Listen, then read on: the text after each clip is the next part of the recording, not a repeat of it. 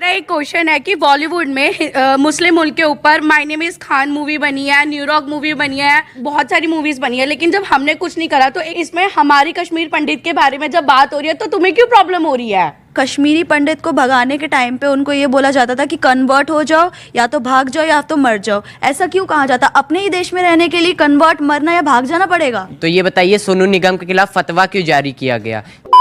तो एक बार फिर से स्वागत है आप सबका हमारे चैनल पर। तो आज की इस वीडियो में ऑडियंस ने शोएब जमाई को डिबेट में बहुत अच्छे से धोया है और इसके साथ ही ऑडियंस ने तस्लीम रहमानी को भी डिबेट में अच्छे से कूटा है, क्योंकि ये दोनों कश्मीर में हिंदुओं को जो भगाया गया था उसे नहीं मान रहे थे और उसे झूठ बता रहे थे। तो इसी बात पर ऑडियंस ने इन लोगों को डिबेट में अच्छे से धोया है और इन लोगों के पास ऑडियंस से पूछे गए किसी भी सवाल का जवाब नहीं था। तो अब आगे क्या हुआ आप खुद से ही देखिए। आगे ये बताओ कितने कश्मीरी पंडितों को बसाया वहाँ, कितनी कॉलोनियां? रिड्रेशल आपके होते हुए बसाएंगे कहाँ से? आप तो उड़ा देंगे फिर से। नहीं, डिस्ट्रेस सेल का क्या हुआ? आप यहाँ से जी अब मैं ऑडियंस के बाद चलता हूँ। मजाक बना के रख दिया आप लोग, आप में से कौन सवाल पूछा जाता है? नहीं, देखिए जो लोग कश्मीरी पंडितों की इस त्रासदी की हंसी उड़ा रहे हैं, देश की जनता उन्हें जवाब देगी। सर मेरा एक क्वेश्चन है कि बॉलीवुड में मुस्लिम मुल्क के ऊपर my name is Khan movie बनी है, न्यूयॉर्क मूवी बनी है, हैदर, बहुत सारी मूवीज बनी है, लेकिन जब हमने कुछ नहीं करा तो एक कश्मीर फाइल्स जो मूवी बनी है इसमें हमारी कश्मीर पंडित के बारे में जब बात हो रही है तो तुम्हें क्यों प्रॉब्लम हो रही है?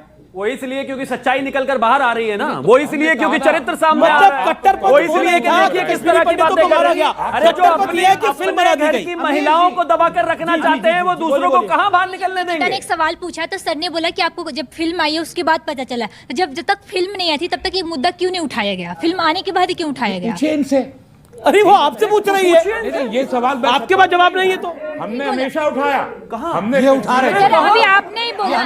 कहाँ उठाया? सर अभी आपने ही बोला कि पंडितों का मुद्दा भारतीय जनता पार्टी एकमात्र ऐसी पार्टी है जिसने लगातार उठाया और लगातार बोला गया। बोली पहला सर कि YouTube पे तो सर बिट्टा कराटे का भी कन्फेशन है कि उन्होंने कश्मीरी हिंदुओं को मारा है, उसको आप क्यों नहीं मानते?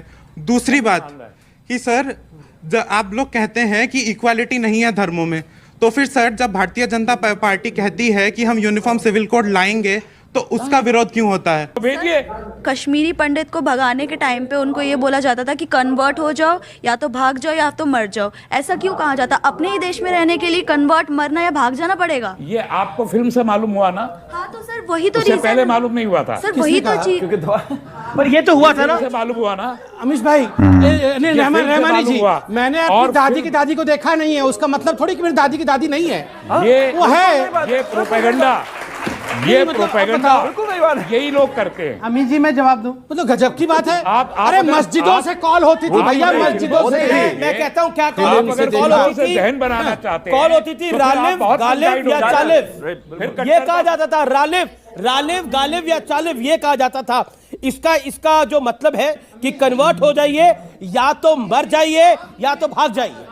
क्या सवाल है आपका? सर मैं सबसे पहले सवाल आपसे पूछना चाहता हूँ, आपने अभी ये बोला कि हमने कभी भी धर्म संसद करके किसी भी स्पेसिफिक कम्युनिटी के खिलाफ कोई भी गलत बात नहीं बोली है, तो ये बताइए सोनू निगम के खिलाफ फतवा क्यों जारी किया गया? क्या सिर्फ इस वजह से क्योंकि उसने बोल दिया था कि अजान की स्पीकर से मेरी नींद खुल जाती है? नहीं, देवबंद ने नो एनी इस्लामिक सेमिनरीज। लेकिन ये कश्मीरी पंडितों को मारने का फतवा कहां से आया था?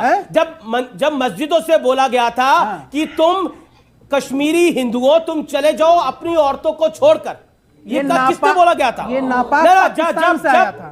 अगर कश्मीर में रहना है तो अल्लाह अकबर कह रहा होगा, तेरा मेरा रिश्ता क्या? ला इलाहा इल्लल्लाह। शिवम त्यागी, एक सेकंड, वहीं से आया था ये। एक सेकंड शिवम देखिए, और ये कह रहे हैं कि मतलब धर्म संसद नहीं होती। अरे धर्म संसद की जरूरत ही नहीं है। अगर कोई हिंदू या फिर आपके बारे में जरा सा बोल दे, आप उसका गला काट देते हो सीधा जाकर। जरूरत कहाँ है? धर्म संसद तो तब जरूरत होगी ना, आप आए दिन फतवे देते हो इस देश में। कैसी बातें करते हैं? कितने फतवे बताऊं मैं आपको? बताइए कितनों के गले काटे आपने? जी होता क्या मतलब इस तरफ से? वो तो आप ही बताएंगे ना, देता तो आप ही है, मैं तो देता नहीं। कश्मीर में हिंदुओं के साथ क्या हुआ इस मुद्दे पर ये लोग कभी नहीं बोलते हैं, बल्कि इन लोगों का हमेशा मकसद रहता है कि उस बात को झूठा साबित करना। और डिबेट में जब भी यह मुद्दा आता है तो ये लोग हमेशा डिबेट में कभी ऑडियंस से तो कभी पैनलिस्टों से बचकर जाते हैं, फिर भी इन लोगों को कोई शर्म नहीं आता। खैर आपको अगर थोड़ा सा वीडियो अच्छा लगा तो वीडियो को लाइक कर दीजिए। ऐसे ही वीडियोस के लिए आप हमारे चैनल को सब्सक्राइब जरूर कर लीजिएगा। हम मिलते हैं बहुत जल्द किसी और वीडियो में।